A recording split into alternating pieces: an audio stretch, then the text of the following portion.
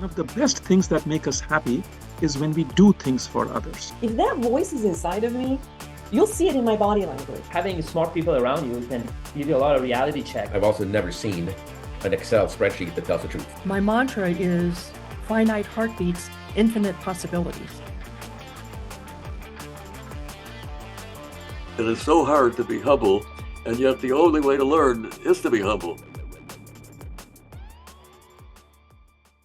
So Marty, what I say to my students and a lot of folks I work with, and I try to practice it, is the best way to know if you are actually right or not is to dispute yourself. Look at what you're doing, that decision, from the other person's side. Look like you are disputing me. Look, Sid, if you have this opinion, now put yourself in the shoes of the other guy. And if I can now dispute my own argument, A, do I have enough knowledge to dispute it? Oh, I don't, so I should get it. B, I can see what the flaws of my argument is. Why am I not right? Then I would quickly, I have avoided conflict with somebody else, and I have directed myself in learning without losing face, without looking stupid. Because I think a lot of people are afraid, oh, they look stupid. I think looking stupid is okay. That's a very good point. What you're saying is that if you're dealing with other people and you're really holding a one-to-one conversation, at least part of the time you have to move over on the other side of the table, pretend you're the other guy, and say, "No, if I was him, what would I be thinking now?" Now you got a chance of doing a 50-50 relationship. So that's now my wife doesn't like it when I do that. She says, "Well, you're always on the other side." Yeah. That's the only problem with this conversation we're having, Sid. I would love to have somebody joining us right now disagree with us, who disagreed with us. Then we could really test this and see how objective you and I are. Right now we're sitting here agreeing with each other. That's not very productive. So because we're both right, Marty? That's right. Very dissatisfying.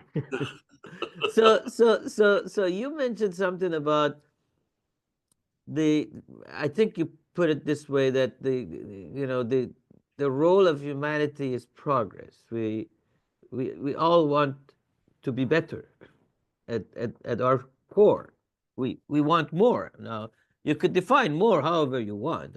I may define more with more time with my family, more time with my son, more time with my mother, more time with traveling, more something that I feel it's good for me, satisfies me. You may define it completely different. You may decide, oh, more money is better. If I had another home, another 2 homes, another 3 homes, then I would be better. So we define more differently. But what I have always said is this, and it has gone against some of the definitions that people have about entrepreneurship these days, that they think it's about money. I say it's about this thing in us that we want more, and we want to exchange what we have with something better. And it's in our genes to do that. But we don't always get it. So there's risk. There is risk in trying to get what we want.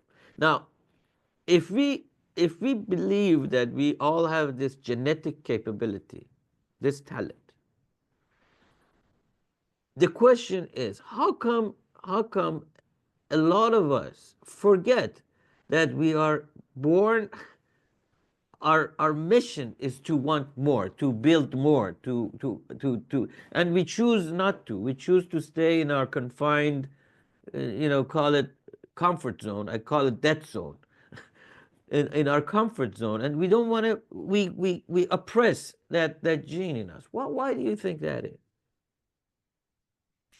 Well, culturally, Sid, the thing that makes this kind of complicated is it is very natural. I don't know what that word means, but let me use it anyway.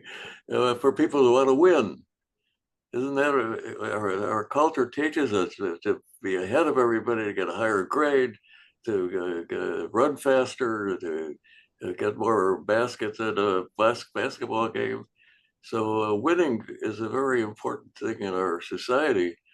But in real life, the idea is to make winning for yourself be the same as winning for the society as a whole.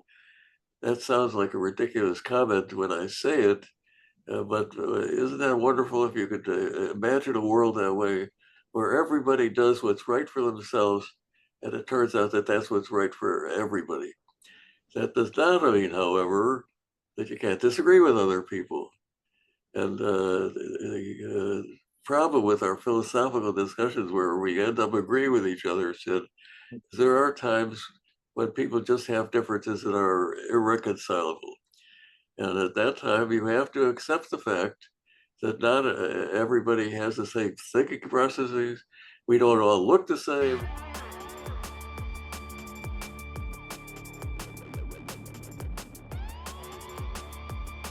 Thanks for watching. You can catch the full Expert Circle sessions through the links in the description or the pinned comment below. And if you found this helpful, don't forget to like, share, and subscribe. I'll see you inside the Academy.